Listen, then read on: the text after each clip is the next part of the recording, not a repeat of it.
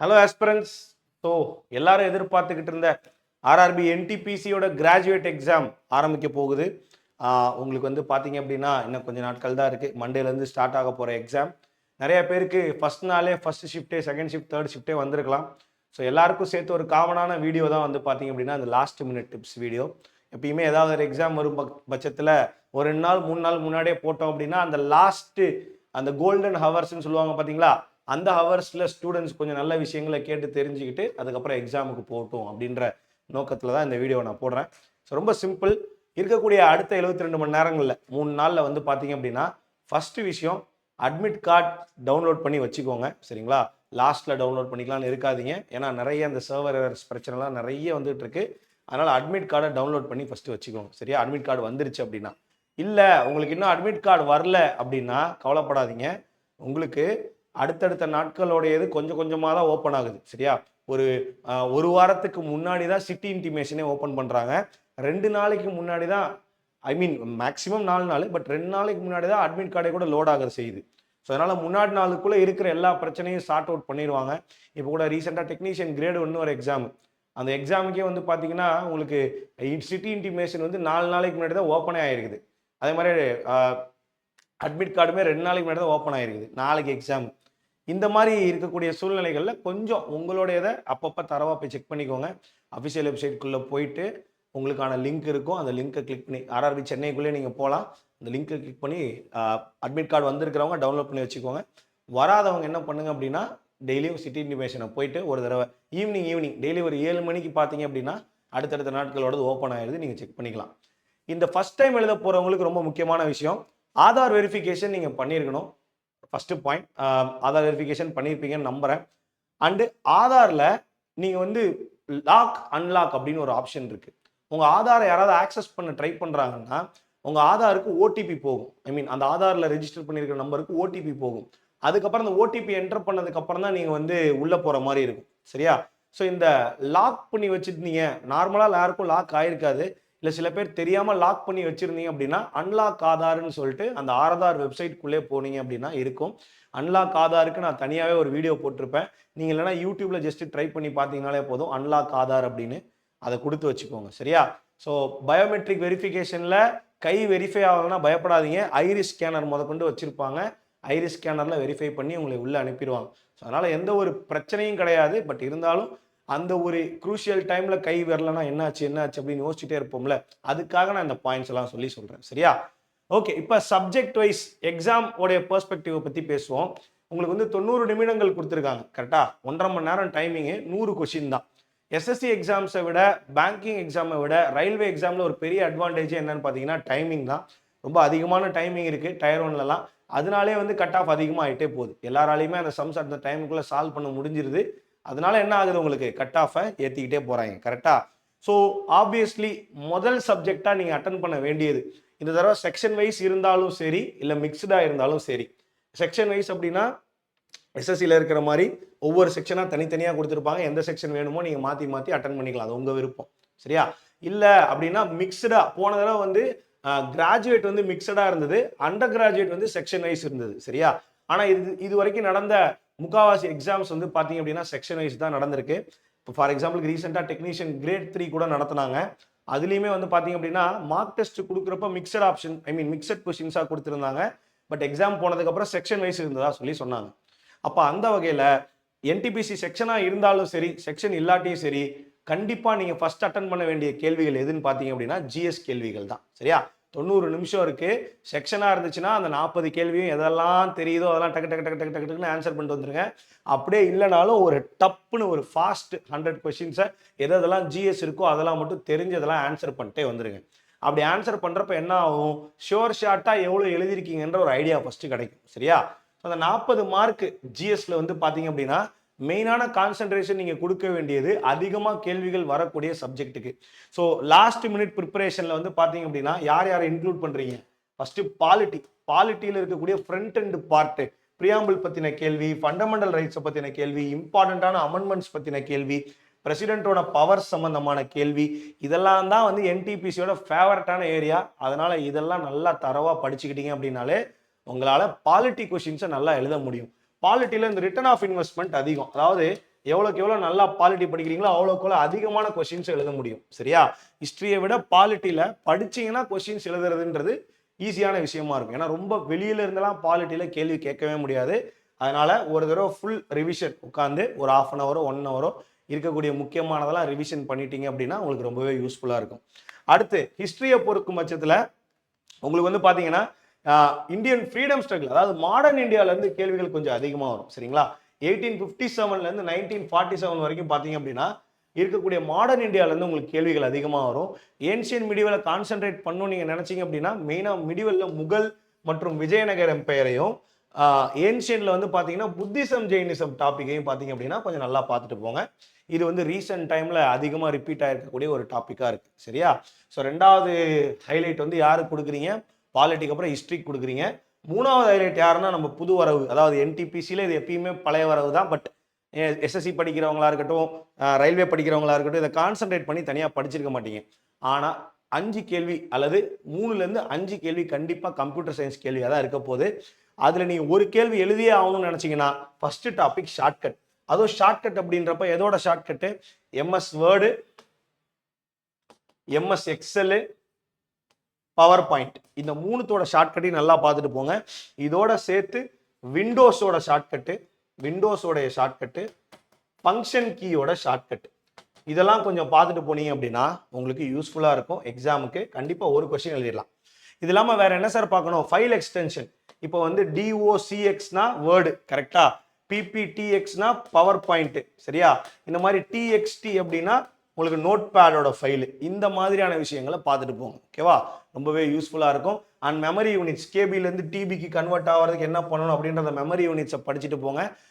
இது இல்லாமல் படிக்கணும்னு நினச்சிங்க அப்படின்னா நார்மலாக இன்புட் அவுட்புட் டிவைஸ் இது எல்லாரும் எழுதிடுவீங்க. இன்புட் அவுட்புட் டிவைஸை அண்ட் சிஸ்டமோடைய அப்ளிகேஷன் அண்டு சிஸ்டம் சாஃப்ட்வேர் ஓஎஸை பற்றின கேள்விகள் கேட்குறாங்க கொஞ்சம். ஸோ கொஞ்சம் பேசிக்காக இருக்கக்கூடிய நாலேஜஸ் இருந்தாலே போதும். இல்லை ப்ரீவியஸ் இயர் புக் வச்சுருக்கீங்கன்னா அதில் இருக்கிற அந்த கொஷின்ஸையாவது ஒரு தடவை சால்வ் பண்ணி பார்த்துட்டு போங்க. உங்களுக்கு ரொம்பவே யூஸ்ஃபுல்லாக இருக்கும். சரியா? அடுத்து 4வது டாபிக் நீங்கள் எதை சூஸ் பண்ணலாம் அப்படின்னா, அதாவது பாலிட்டி, ஹிஸ்ட்ரி, கம்ப்யூட்டருக்கு அப்புறம் எக்கனாமிக்ஸ்க்கு போயிருங்க. ஜாகிரஃபி ரொம்ப பெரிய டாப்பிக்காக இருக்கும். அதே மாதிரி எக்கனாமிக்ஸில் கொஞ்சம் அதிக கேள்விகள் ரீசெண்ட் டைமில் வருது. பேசிக்காக மைக்ரோ அண்ட் மேக்ரோ எக்கனாமிக்ஸில் இருக்கக்கூடிய டேர்ம்ஸை படிச்சுட்டு ஜிடிபி என்டிபி அப்படிங்கிற அந்த நேஷனல் இன்கம் பற்றின எல்லாத்தையும் தெளிவாக படிச்சுட்டு ஆர்பிஐயோடைய repo rate, statutory liquidity ratio, எஸ்எல்ஆர்னா என்னன்னு சொல்லி படிச்சுட்டு 5 இயர் பிளானுக்கு வந்துருங்க. கடைசியாக கவர்மெண்ட் ஸ்கீம்ஸை நான் கொண்டு வந்து எக்கனாமிக்ஸில் சேர்க்க விரும்பலை. ஸோ இதை விட்டுருங்க. கவர்மெண்ட் ஸ்கீம்ஸ் கரண்ட் அஃபேர்ஸில் பார்த்துக்கலாம். பட் எக்கனாமிக்ஸில் டாப்பிக்கே ரொம்ப கம்மி தான், ரொம்ப சிம்பிள் தான். மெயினாக வந்து நேஷனல் இன்கம், 5 இயர் பிளானு, அப்புறம் ஆர்பிஐயோட கிரெடிட் கண்ட்ரோல்னு சொல்லுவாங்க. சரியா? இந்த repo rate, reverse repo rate, SLR, இது எல்லாத்தையுமே நீங்கள் பார்த்தீங்க அப்படின்னா உங்களுக்கு ரொம்ப யூஸ்ஃபுல்லாக இருக்கும். ஸோ எக்கனாமிக்ஸ் முடிச்சுட்டு அடுத்து நீங்கள் போக வேண்டியது ஜாகிரஃபி. ஜாகிரஃபியில் மெயினாக படிக்க வேண்டிய டாபிக் அப்படின்றப்ப இந்தியாவோட ரிவர் சிஸ்டம். இதுலேருந்து எப்பயுமே கேள்விகள் ரொம்ப அதிகமாக கேட்பாங்க. ட்ரிபியூட்ரிஸ் அண்ட் டேம்ஸை வச்சு. அப்புறம் ஃபிசிக்கல் ஃபீச்சர்ஸ், மலைகள் எங்கே இருக்குது, பிளாட்டிவ்ஸ் எங்கே இருக்குன்ற கேள்வி. கொஞ்சம் சோலார் சிஸ்டமை குயிக்காக ரிவைட் பண்ணிக்கோங்க. அட்மாஸ்பியரை பொறுத்த வரைக்கும் அதோட லேயர்ஸ், ட்ரோபோஸ்பியர், ஸ்ட்ராட்டோஸ்பியர் இருக்கும் பார்த்தீங்களா, அதை கொஞ்சம் வந்து பார்த்தீங்க அப்படின்னா தரவாக படிச்சுக்கோங்க. இதுதான் டாப் 5 டாபிக்ஸ். உங்களுக்கு நல்லா புரிஞ்சுக்கோங்க. என்டிபிசியில் சயின்ஸ் கொஷின்ஸ் கம்மி தான். பிகாஸ் என்டிபிசி இஸ் அ நான் டெக்னிக்கல் கேட்டகரி. கரெக்டா? அதனால பிசிக்ஸ், கெமிஸ்ட்ரி அப்படின்ற பட்சத்தில் ரொம்ப சிம்பிளான கேள்விகள் தான் கேட்குறாங்க. அப்படி இல்லைன்னா யாருக்குமே தெரியாத கொடூரமான கேள்விக்கு போயிடுறாங்க. ஸோ அந்த வகையில் பிசிக்ஸில் யூனிட்ஸ் அண்ட் மெஷர்மெண்ட் வழக்கம் போல இம்பார்ட்டண்ட்டான டாபிக். இருக்கக்கூடிய எல்லா யூனிட்டையும் படித்தாலும் எலக்ட்ரிசிட்டி மற்றும் மேக்னட்டிசமுடைய யூனிட் வந்து பார்த்தீங்க அப்படின்னா நல்லா படிச்சுக்கோங்க. எலக்ட்ரிசிட்டிக்கும் மேக்னட்டிசமுக்கும் ப்ராப்பராக யூனிட் படிச்சுக்கோங்க. அடுத்து வழக்கம் போல important topic light, reflection, refraction and லென்சஸை பற்றின ப்ராப்பரான விஷயங்களை படித்து வச்சுக்கோங்க. அப்புறம் நியூட்டனுடைய laws of motion, work, energy, power அப்படின்னு சொல்லப்படக்கூடிய அந்த கைனிமேட்டிக்ஸ், இது இல்லாமல் அடுத்து கைனிமேட்டிக் டாபிக்ஸ். ஸோ பேசிக்காக ஒரு 3 டாபிக் சொல்லுங்கள் சார் அப்படின்னா, மெயினாக யூனிட்ஸு, லைட்டு, சவுண்டு, அதுக்கப்புறம் மோஷன், இந்த 4 டாபிக் யூஸ் பண்ணிக்கோங்க ஃபிசிக்ஸ்க்கு. சரியா? பேசிக்ஸ் மட்டும் பார்த்துட்டு போங்க. பயாலஜியை பொறுத்த வரைக்கும் one of the most important area ஹியூமனோட ஆர்கன் சிஸ்டம். நிறைய கேள்விகள் இருந்து வருது. 2வது வழக்கம் போல உங்களுக்கு தெரிஞ்சது தான் vitamins and deficiency diseases and normal human diseases. இது இல்லாமல் பிளான்ட் கிங்டம், அனிமல் கிங்டம்லாம் வேண்டாம். செல் கொஞ்சம் நல்லா பார்த்துட்டு போங்க. செல்லை பற்றின விஷயங்கள் நல்லா பார்த்துட்டு போங்க. சரியா? கெமிஸ்ட்ரியை பொறுத்த பட்சத்தில் உங்களுக்கு வந்து பீரியாடிக் டேபிள்லேருந்து கேள்விகள் வந்துகிட்டே தான் இருக்குது. பீரியாடிக் டேபிளை விட்டோம் அப்படின்னா common name, chemical name. For எக்ஸாம்பிளுக்கு பேக்கிங் சோடா, வாஷிங் சோடா இதெல்லாம் கேட்குறாங்க. மெட்டல்ஸ் அண்ட் நான் மெட்டல்ஸோட யூசஸ் வருது. ஆசிட் பேஸ் அண்ட் சால்ட்ஸோடைய pH values, sorry acid and பேசஸோடைய பிஹெச் வேல்யூஸ் வந்து உங்களுக்கு கொஸ்டின்ல கேட்குறாங்க. இப்போ இது எல்லாத்தையும் விட இம்பார்ட்டண்ட்டான ஏரியா அது என்னது? Current affairs. 40 கேள்வியில் உங்களுக்கு 8லேருந்து 10 கேள்வி கரண்ட் அஃபேர்ஸாக தான் இருக்க போகுது.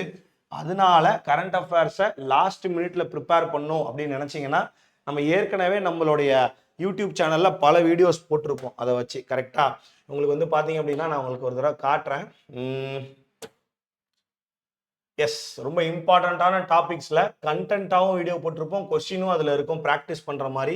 இப்போ ரீசெண்டாக நடந்து முடிஞ்ச குரூப் டியோட கரண்ட் அஃபேர்ஸை வச்சு தான் அந்த கண்டென்ட்டே நம்ம வந்து பார்த்தீங்க அப்படின்னா டிசைன் பண்ணியிருப்போம். ஜஸ்ட் ஒரே நிமிஷம். எஸ், லைவ் செக்ஷனில் போனீங்கன்னா இங்கே பார்த்தீங்கன்னா உங்களுக்கே தெரியும். என்டிபிசியோட current affairs reports and rankings இருக்குது. இங்கே வந்து ஸ்கீம்ஸ், ஆப்ஸ் அண்ட் போர்ட்டல்ஸ் இருக்குது. இங்கே டிஃபென்ஸ் நியூஸ் இருக்குது. இங்கே அவார்ட் அண்ட் ஹானர்ஸ் இருக்குது. இது இல்லாமல் ஸ்கீம் எங்கடா? ஓகே, ஸ்கீம் வந்துருச்சு, ரைட். அப்போ கிட்டத்தட்ட 4 டாபிக் வந்து பார்த்தீங்க அப்படின்னா உங்களுக்கு நான் இந்த இடத்துல கவர் பண்ணியிருக்கேன். ஸோ லாஸ்ட் மினிட் ப்ரிப்பரேஷனுக்கு இதை கொஞ்சம் யூஸ் பண்ணிக்கோங்க. இதில் வந்து உங்களுக்கு பிடிஎஃப்பும் வந்து பார்த்தீங்க அப்படின்னா இந்த வீடியோவுக்கு கீழே இருக்கக்கூடிய டெலகிராம் சேனலில் பிடிஎஃபை அப்லோட் பண்ணியிருப்பேன். ஸோ தட் அதையுமே நீங்கள் யூஸ் பண்ணிக்கலாம், சரியா? ஸோ கரண்ட் அஃபேர்ஸ் ரொம்ப இம்பார்ட்டன்ட். மெயினாக வந்து அப்பாயின்மெண்ட்ஸ் நல்லா படிச்சுட்டு போங்க. கவர்மெண்ட் அப்பாயின்மெண்ட்ஸ் நல்லா படிச்சுட்டு போங்க. ஸ்போர்ட்ஸ் ஈவெண்ட்ஸை பற்றி நல்லா படிங்க.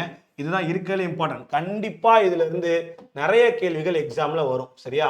என்ன அப்படின்னா இப்போ ரீசெண்டாக தானே பத்மா அவார்டு கொடுத்துருக்காங்க 2026ல். அதனால அந்த பத்மா அவார்டு 2026 நல்லா படிச்சுட்டு போங்க.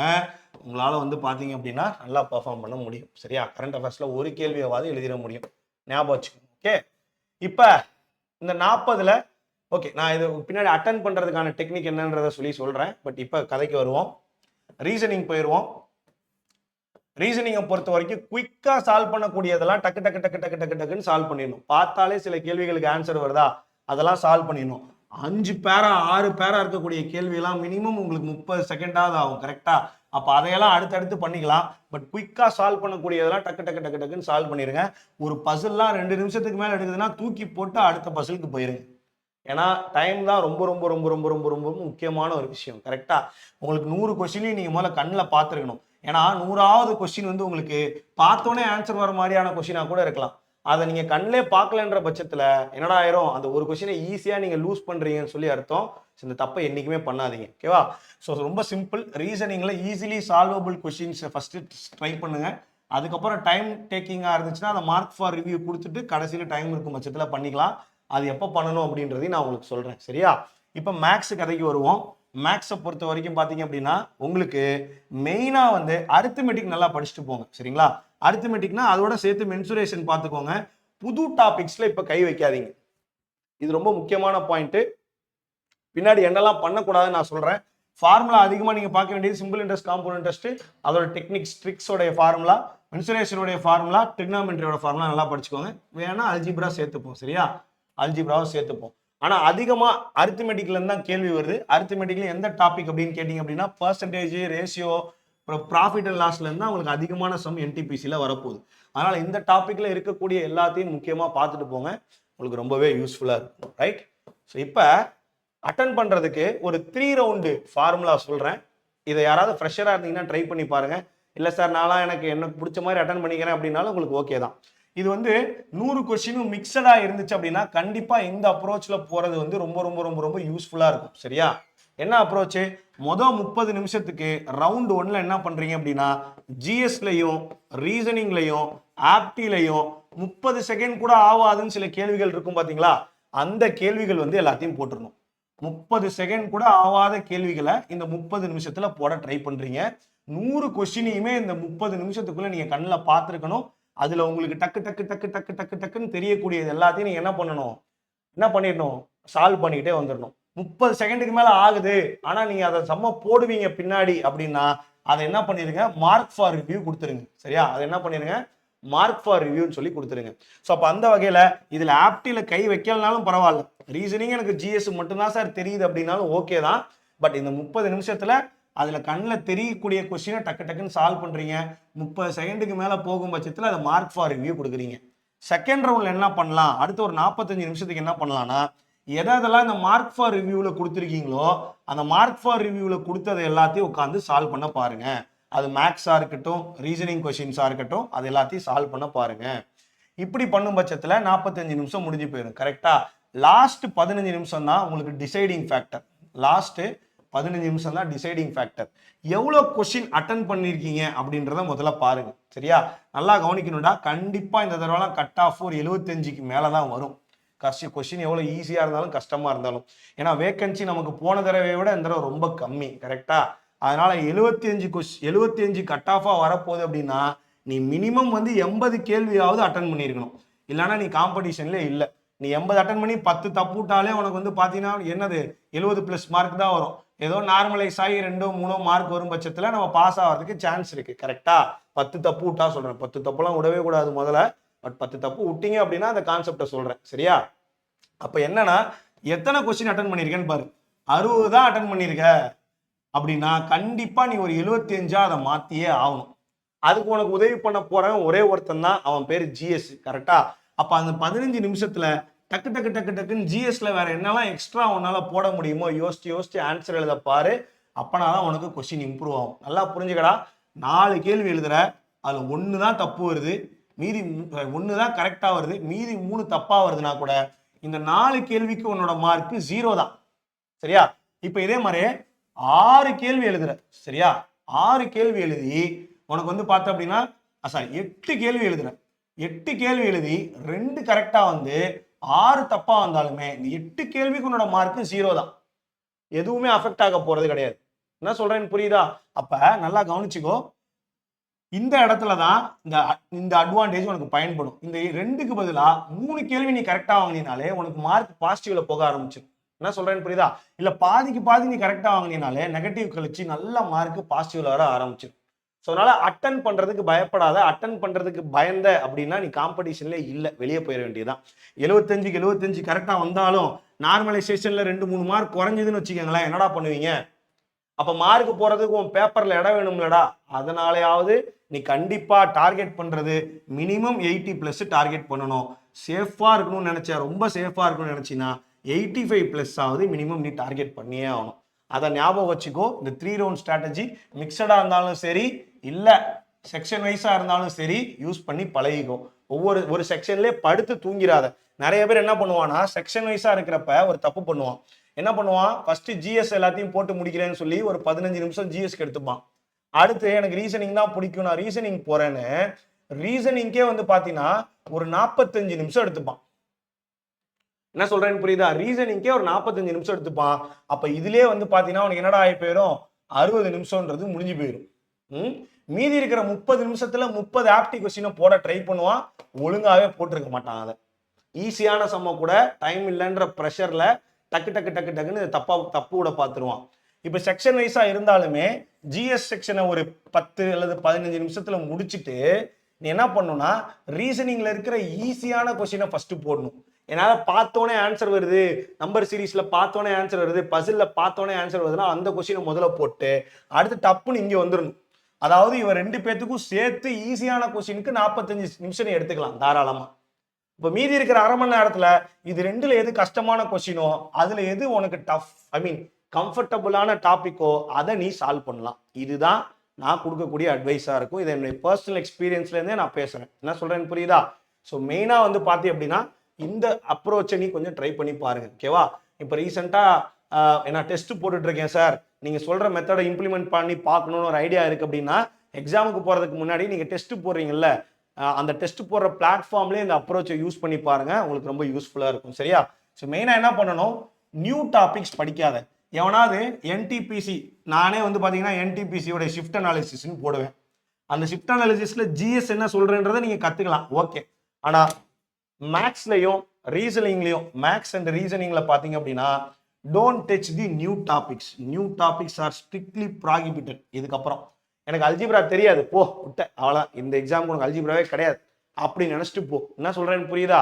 அதே மாதிரியே ஜிஎஸ் தயவு செஞ்சு இக்னோர் பண்ணாத. ஜிஎஸ் இல்லாம உன்னால இந்த தடவை பாஸே ஆக முடியாது. நீ 60க்கு 60 மார்க் வாங்கினாலும் ரீசனிங் இன் இங்கிலீஷ் ரீசனிங் இன் ஆப்டில 60க்கு 60 வாங்கினாலும் உன்னால என்ன பண்ண முடியாது? பாஸே ஆக முடியாது. ஜிஎஸ் தான் என்ன சார் பண்ணட்டும், எனக்கு இப்ப படிக்கிறதெல்லாம் டைம் இல்லை சார், என்ன பண்ணட்டும் அப்படின்னு நினைச்சீங்கன்னா ரீசெண்டா நடந்து முடிஞ்ச ஆர்ஆர்பி ஜேஇயோடைய ஜிஎஸ் கொஸ்டின்ஸை பாரு. டெலகிராம்ல போனாலே அவைலபிளா இருக்கும். அதே மாதிரி குரூப் டி உடைய கரண்ட் அஃபேர்ஸ் கொஸ்டினை பாரு. சரியா? குரூப் டி நிறைய கரண்ட் அஃபேர்ஸ் இருக்கும். ரீசெண்டா நடந்த குரூப் டி உடைய ஈஸியான கொஸ்டின்ஸையா படி. கஷ்டமான கொஸ்டின்ஸா படிச்சா அதெல்லாம் நமக்கு ஞாபகம் கூட இருக்காது. ஈஸியான கொஸ்டின்ஸையா படி. சரியா? அண்ட் இந்த செக்ஷன் கண்ட்ரோலர் நடந்தது பாத்தீங்களா? செக்ஷன் கண்ட்ரோலர் நடந்ததுல அதோடைய மேக்ஸ் ரீசனிங்கை சால்வ் பண்ணி பாரு. ஆர்ஆர்பி ஜேஇயோட மேக்ஸ் ரீசனிங் சால்வ் பண்ணாலும் ஓகே தான். சரியா? அப்ப ரீசெண்டா நடந்த எக்ஸாம்ஸோட கொஸ்டின்ஸை கொஞ்சம் சால்வ் பண்ண அப்படின்னா உன்னால என்னடா பண்ண முடியும்? கொஞ்சம் எக்ஸாமுக்கு கேட்கக்கூடிய கேள்விகளையா மண்டைக்குள்ள ஏத்திக்க முடியும். எக்ஸாம்ல கேட்கக்கூடிய டாபிக்கை ஏத்திக்க முடியும். பழைய என்டிபிசி ஆதி காலத்து என்டிபிசி கொஸ்டின் பேப்பர் உட்காந்து சால்வ் பண்ணிக்கிட்டு இருக்காத. அது அவசியம் இல்லை, அது அவசியமற்றது. அதனால இந்த டெக்னிக்கை யூஸ் பண்ணு, எக்ஸாமை நல்லா பண்ணு, தைரியமா போய் பண்ணிட்டு வாங்கடா. சரியா? என்ன நடந்தாலும் பரவாயில்ல, வேகன்சி கம்மி தான், முட்டி பார்த்துருவோம். நல்லா பண்ணுங்க. All the best for the exam. Thank you.